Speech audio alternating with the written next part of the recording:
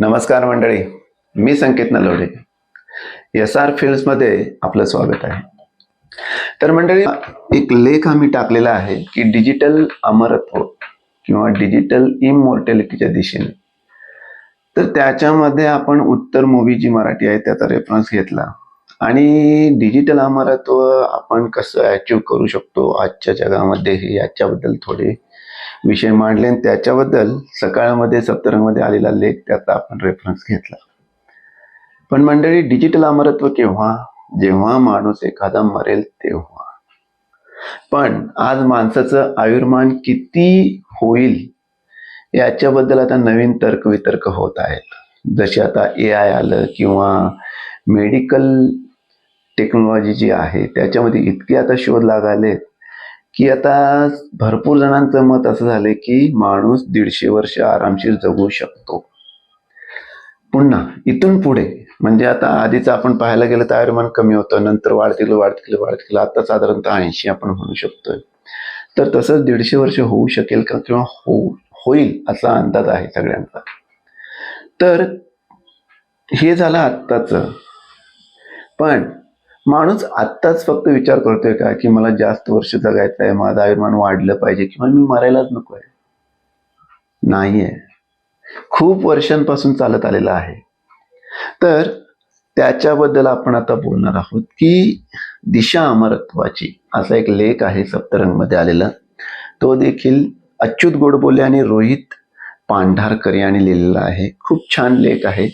तर त्याच्याबद्दल आपण चर्चा करणार आहोत आणि याच्यामधून अमरत्व मिळवण्यासाठी कशा कहाण्या आहेत किंवा काही ऐकल्या गेलेल्या गोष्टी आहेत त्याच्याबद्दल आपण आता सविस्तर चर्चा करणार आहोत या लेखामधून. तर मंडळी, आपण सुरू करूया. तर कसं आहे, आपल्याला प्रत्येक माणसाला असं वाटतं की आपण जादा वर्ष जगावं आणि हेल्दी लाईफ. असं नाही की फक्त जिवंत आहे, पडून आहे, अंथरुणावर खेळून आहे असं नाही, तर ऍक्टिव्ह राहावं आणि भरपूर वर्ष जगावं. तर हे आजच नाही आहे, खूप वर्षापासून चालत आलं आहे. तर बघा ना, आता आपलं भारतामध्ये पाहायला गेलं तर आपल्या कहाण्या ज्या आहेत म्हणजे पुरातन कहाण्या, तर माणसाला कसं आहे, आपल्याला माहिती आहे की अमृत आणि विष म्हणजे ज्यामुळे माणूस मरतो, आणि अमृत म्हणजे अशी कहाण्या आपल्याला आहेत की अमृत प्यायल्याने माणूस अमर होतो, म्हणजे त्या कधी मरतच नाहीये. तर याच्यासाठी कसं आहे, अमृत हे आपल्या पुरातन कथांमधून आपल्याला माहिती आहे. तर हजारो वर्षांपासून माणसाचं स्वप्न असं आहे की आपल्याला जास्त वर्ष, अनेक वर्ष जगता यावं आणि त्यासाठी आपली धडपड पण खूप वर्षापासून आहे. बघा, याच्यामध्ये आपण ते वाचू त्याच्याबद्दल. तर याच्यामध्ये कसं दिलेलं आहे, अमृत हे देवांचे पेय आहे आणि त्यामुळे अमरत्व प्राप्त होतं, अशा तऱ्हेचे उल्लेख ऋग्वेद आणि उपनिषद यांच्यामध्ये केलेले आहेत असं मानलं जातं.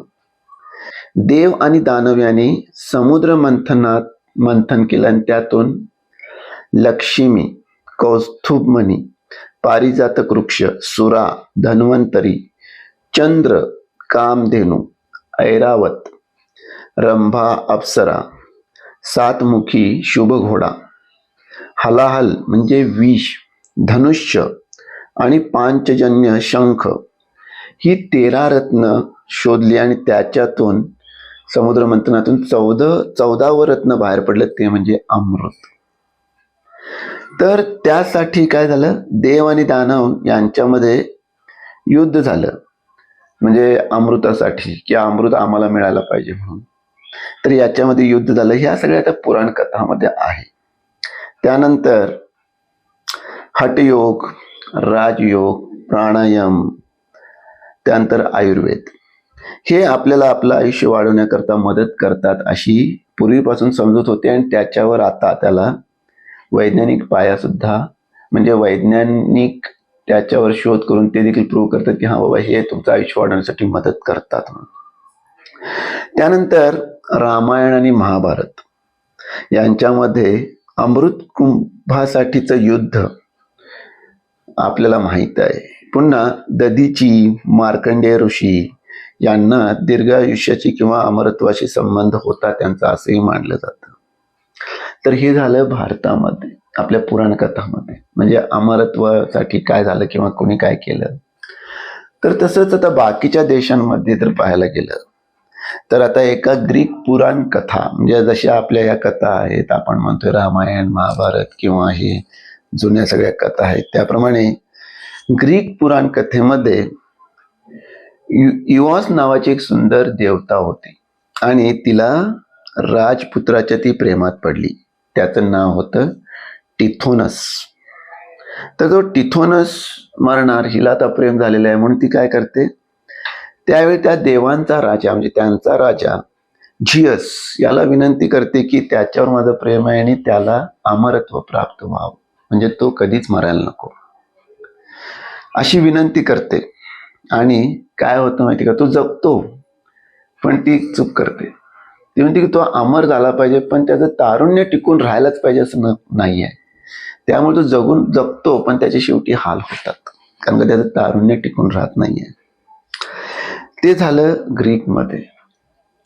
तर आता इजिप्तमध्ये काय माहिती का, मग टेक्स्ट ऑफ द पिरॅमिड आणि बुक ऑफ द डेड याच्यामध्ये जर आपण वाचलं किंवा रेफरन्स घेतला, तुम्ही पाहिलं तर इजिप्तमध्ये काय होतं की बाबा मोठमोठे जे राजे जे म्हणजे त्यांना हे करायचं, म्हणजे ते फारोज म्हणतात त्यांना, तर ते फारोज मेले की त्यांना ज्यावेळी पुरलं जाईल तर त्यांच्यासोबत त्यांच्या मृत्यूनंतरचा प्रवास, म्हणजे माणूस मेल्यानंतर त्याचा वेगळा प्रवास सुरू होतोय, अशी एक कथा आहे त्याच्यामध्ये.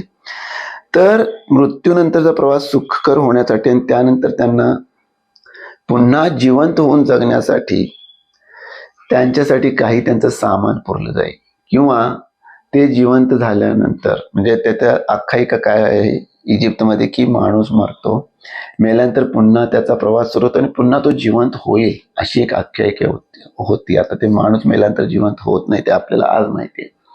मग त्यावेळी काय करायचे, ते फॉरोजना पुरल्यानंतर त्यांच्या ज्या आवडीच्या वस्तू आहेत किंवा त्यांना काहीतरी आवडीचे पेय म्हणा किंवा काही जे आहे ते त्यांच्यासोबत पुरलं जाईल आणि काही माणसांना देखील त्यांच्यासोबत, त्यांच्या आवडीच्या माणसांना देखील मारून त्यांच्यासोबत पुरलं जाईल, कारण का उद्या ते जिवंत झाल्यानंतर त्यांची सेवा करायला कोणीतरी हवं ना, मग ते आवडीचीच माणसं पाहिजेत म्हणून त्यांना देखील मारून पुरलं जाईल.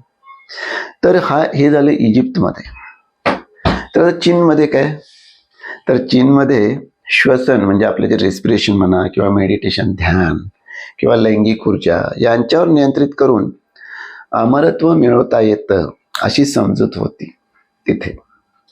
तसंच जिनसेंग, सिनेबार म्हणजे मर्क्युरी सल्फाईड अशी रसायनं औषध म्हणून वापरली तर अमरत्व मिळवता येतं अशी ही समजूत होती चीनमध्ये. तरी झालं बघा ना, वेगवेगळ्या देशांमध्ये वेगवेगळ्या कहाण्या किंवा समजुती होत्या. तर असं कुणी कुणी प्रयत्न केले, ह्या झाल्या कथा किंवा हे असं मानलेलं आहे किंवा असे करायचे, आपल्याला जे प्रूफ मिळाले, पुरावा जे मिळाले आहेत पुन्हा त्याच्यावर, तर याच्यावर प्रयत्न कोणतरी केलेले असतील ना, तर केलेले आहेत भरपूर जणांनी. तर बघा आता ख्रिस्तीपूर्व 221 मध्ये किन शी हुआंग नावाचा एक राजा होऊन गेला. तर त्याला देखील इच्छा होती की मी खूप वर्ष जगावं, म्हणून तो काय करायचा, मृत्यूबद्दल कधीही काही बोलत नव्हता किंवा त्यानं कधी मृत्यूपत्र आपलं बनवलंच नाही. म्हणजे तो नेहमी विचार करायचा मला आता जास्त वर्ष कसं जगता येईल, आहे तसंच माझं चाललं पाहिजे.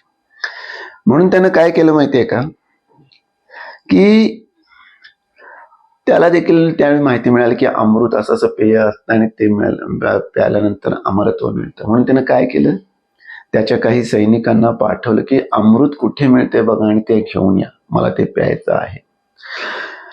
ते गेले पण त्यांना कुठेच मिळालं नाही, कारण का अमृत अवेलेबल आहे की नाही तेच कोणाला माहित नाही.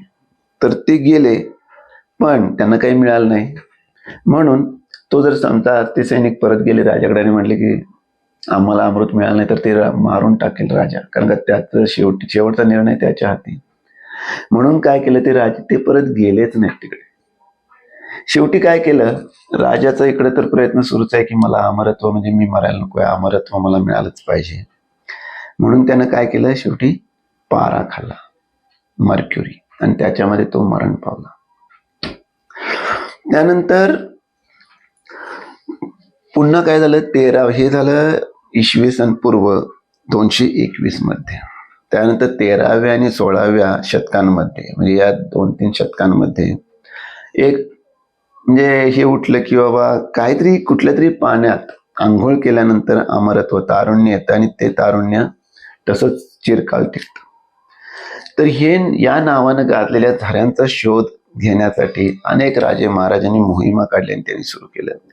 आणि याच्यात असं म्हणतात की याच्यातून जपानचा शोध लागला. तर ही अशी आख्यायिका आहे की बाबा भरपूर राजे 13 ते 16व्या शतकांमध्ये वेगवेगळ्या ठिकाणी गेले का तर असं पाणी मिळालं आणि त्याच्यामुळे आमचं तारुण्य टिकून राहील. म्हणजे बघा किती जण म्हणजे प्रयत्न करतायत अमर राहण्यासाठी. त्यानंतर अजून एक दंतकथा आहे. दंतकथा म्हणजे खरं माहित नाही. राणी क्लिओपात्रा माहिती आहे, इजिप्तची सौंदर्यवती, खूप सुंदर राणी होती. तर तिनं काय करायची, ती आपलं सौंदर्य आणि तारुण्य टिकवण्यासाठी म्हणे दररोज 10 गाढविणींच्या दुधानं आंघोळ करायची ती.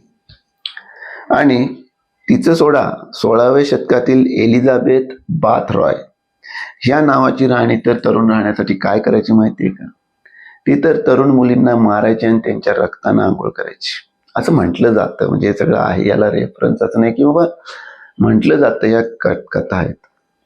तर या सगळ्या कहाण्या आहेत. म्हणजे एवढे सगळं अमर राहण्यासाठी, म्हणजे मरायला नको, अमर तारुण्य अमर राहावं म्हणून भरपूर जणांनी कोणी कोणी काय काय केलेलं आहे. तर त्याच काही काय व्हायचं माहितीये का, की एक हे होतं की अल्केमिस्ट. तर त्यावेळी कोणत्याही गोष्टीपासून सोनं बनवण्यासाठी परीस लागायचं आणि अमरत्व मिळवण्यासाठी अमृत. या गोष्टी मिळवण्यासाठी अल्केमिस्ट 13व्या शतकापासून धडपड करत होते. म्हणजे फक्त राजेच असं नाही तर भरपूर गोष्टी. म्हणजे आता राजे बघा ना, ते तर काही एक टीमच लावत होतील, नाही, जास्त काळ टिकण्यासाठी म्हणजे तारुण्य टिकण्यासाठी काय करावं लागेल किंवा काय त्यात शोध लावा आणि सांगा. आणि किती जण ते चॅलेंज घेत पण असतील. तर हे सुरू होतं. तर याच्यामध्ये तर वेगवेगळे प्रयोग झाले. तर त्याच्यामध्ये एक प्रयोग मीठ, गंधक आणि पारा यांचं संतुलन शरीरात ठीक असल्यास प्रकृती चांगली राहते असा दावा थिफ्रॅक्टस बॉम्स्ट्रस या स्विस माणसाने केला होता. पण आता हे तर ठीक आहे, त्यानं काहीतरी एक दावा केला, त्यानं काहीतरी प्रयोग केले असतील. पण याच्या पुढचे जाऊन काही जणांचं असं म्हणणं होतं की जास्त जगण्यासाठी काय, सोनं, सिंहाच्या काळजाचे बारीक बारीक तुकडे, त्यानंतर गांडूळ, कांदे आणि चित्रविचित्र वनस्पती अशांसारख्या विशिष्ट गोष्टींचं मिश्रण करून शिजवायचं आणि त्यातून वेगवेगळी औषधं तयार करायची असे भयानक उपचार त्याकाळी सांगितले जातात. आणि ही होती त्या काळची फार्मास्युटिकल इंडस्ट्री. म्हणजे फार्मास्युटिकल इंडस्ट्रीची सुरुवात झाली म्हणायला हरकत नाही त्यावेळी. आणि ही औषध घेऊन एखादा समजा जास्त वर्ष जगलाच, त्याचं नशीब वाचलं आणि तो जगलाच, तर तो औषध सुचवणारा जो अल्केमिस्ट होता ना, त्याच्याकडे अशा औषधासाठी मोठ्या रांगा लागायच्या. पूर्ण म्हणजे ते औषध मला पाहिजे कारण का मला जगायचं आहे. पण या अल्केमिस्टमुळे काय झालं, रसायनशास्त्र मात्र पुढे गेलं, भरपूर गेलं. पॅरासेल्सस यानं पाऱ्याच्या वेगवेगळ्या संयुगावर प्रयोग केले. जाबिर इब्न हय्यान याच्यासारख्या अरबी अल्केमिस्टनी तर अमरत्व आणि धातू परिवर्तन यांच्यासाठी रसायनशास्त्र विकसित केले. म्हणजे पाया काय, आम्हाला अमरत्व पाहिजे. हे झालं जुने प्रयत्न की ज्याच्यामध्ये आहे त्या परिस्थितीमध्ये ज्ञान घेऊन किंवा काहीतरी शोध लावून वगैरे करायचे. पण आता याच्या पुढं वैद्यकीय प्रयत्न म्हणजे जिथे टेक्नॉलॉजीची जोड आली, तर तिथं कसं झालं बघा. आधुनिक वैद्यकाची सुरुवात 19व्या आणि 20व्या शतकात सुरू झाली. आणि त्यानंतर काय काय झालं, सेल्युलर एजिंग, टेलोमियर्स यांचे शोध लागले. तर हे काय आहेत बघा, 1900च्या आसपास काही डॉक्टरांनी अजब प्रयोग केले. म्हणजे काय केलं बघा, काहींनी मेंढ्यांच्या किंवा माकडांच्या ग्रंथी माणसात पेरल्या, प्रत्यारोपित केल्या. तर काहींनी यूथ सिरम सारखे दावे केले. पण ते सगळे अवैज्ञानिक होते. म्हणजे त्याला काही वैज्ञानिक पुरावा नव्हता, केलंय फक्त.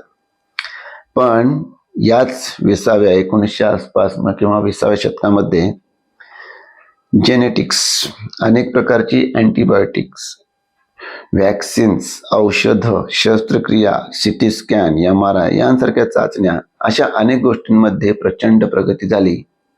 आणि माणसाचं आयुर्मान वाढलं. आता बघा ना, अमेरिकेमध्ये 1800 साली जे आयुर्मान होतं ते 35 ते 40 वर्ष होतं. 1900, 2000 आणि 2025 मध्ये तर ते 48 वर्ष, 76 ते 77 वर्ष आणि 79 वर्ष इतकं वाढलं होतं किंवा वाढत आहे आता. आता जर 80 आहे 2025 मध्ये. याच्यानंतर काय आलं, 21व्या शतकात आपण जे आहे आता 21व्या शतकामध्ये मॉडर्न लॉन्जिव्हिटी सायन्सवर गंभीर तऱ्हेने विचार आणि संशोधन सुरू झालं. किंवा कसं माणसाचं आयुष्यमान आपण कसं वाढवू शकतो, आणि त्याच्यासाठी जीन एडिटिंग म्हणजे आपले जे जीन असतात DNA वगैरे त्याचे एडिटिंग करायचं. CRISPR हे जनुके बदलण्याचे तंत्र वापरून म्हातारपणाचे विकार किंवा वयाशी संबंधित आजार कमी करण्यावर संशोधन सुरू झालं आणि आता सुरू आहे त्याच्यावर. तसंच आता वयोमानानुसार आता कसं आहे, वयोमान आपलं जसं आपण एज होत जातं, आपलं वाढत जातं, ज्याची लांबी कमी होत जाते अशा टेलोमियरची लांबी वाढवणं, की ज्याच्यामुळं वृद्ध पेशी काढून टाकणं, स्टेम सेल्स वापरून किंवा कृत्रिम अवयव वापरून किंवा 3D बायोप्रिंटिंग वापरून आयुष्य वाढवणं किंवा अमरत्व मिळवणं यासाठी प्रयत्न सुरू झालेले आहेत. झालेत आता प्रयत्न सुरू. आणि त्याचबरोबर माइंड अपलोडिंग म्हणजेच आपण पाहिल्याप्रमाणे किंवा AI ची वगैरे मदत घेऊन टेक्नॉलॉजी मानवाचा मेंदू स्कॅन करून संगणकामध्ये त्याची डिजिटल कॉपी तयार करणं यावर विचार सुरू झाले आणि आता ते सुरू आहेत. आता तर क्रायोनिक्सची लाट आलेली आहे. म्हणजे काय करायचं, आपलं शरीर म्हणा किंवा मेंदू म्हणा कमी तापमानात संरक्षित करून ठेवायचं तसंच. म्हणजे माणूस आहे त्या परिस्थितीमध्ये राहणार, एजिंग होणार नाही आणि भविष्यात आपण जेव्हा पाहिजे त्यावेळी ते जिवंत करता येईल अशी आशा भरपूर जण आता मिळालेली आहे, म्हणजे मिळत आहे. आणि त्याच्यामध्ये काय केलंय, भरपूर अमेरिकन्स आणि रशियनी तर त्याच्यासाठी नोंदणी पण केलेली आहे. म्हणजे ते काय करणार, आपल्याला वाटेल किंवा मनात येईल त्यावेळी ते फ्रीज करायचं, ठेवायचं आणि सांगायचं मला तर 10 वर्षानंतर जिवंत करा. मग त्यांना बाहेर काढले की ते होईल असं आहे, अंदाज आहे, अजून ते झालेलं नाही आहे. तर थोडक्यात काय तर की बाबा काही वर्षांनी जेव्हा अमरत्व किंवा कमीत कमी प्रचंड दीर्घायुष्य शक्य होईल त्यावेळेला त्यांना पुन्हा जिवंत करून शेकडो वर्ष जगण्याची इच्छा आहे असं दिसतंय पूर्ण. तर हे सगळं झालं अमरत्वासाठी. म्हणजे हा लेख खूप सुंदर आहे की याच्यामध्ये कशा पौराणिक कथा होत्या आणि आता त्याच्यानुसार कसे कसे बदल घडत गेले. आणि आज आपण सायन्सचा आधार घेऊन किंवा AI आणि मेडिकल टेक्नॉलॉजी मधला आधार घेऊन आपण सांगू शकतो की माणूस 150 वर्ष निदान जगू शकतो. तर हा असा लेख आहे, खूप छान आहे आणि प्रत्येकालाच अमर व्हायचं आहे, म्हणजे खूप खूप वर्ष जगायचं आहे. तर नमस्कार.